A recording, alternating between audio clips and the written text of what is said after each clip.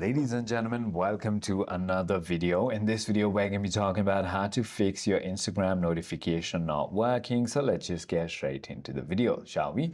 So the first thing you want to do is enable notification both in the application and the setting as well. So in order to go ahead and do so, simply go ahead and open your Instagram application, tap on your profile on the bottom right hand side of your screen. Once you've done that, tap on the top right triple lines menu.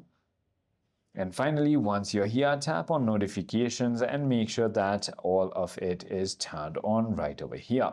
So once you've done that, you want to go inside of your system settings right over here and then scroll all the way down and tap on notifications. This is where you want to look for Instagram application and tap on it and make sure all of these are enabled as well.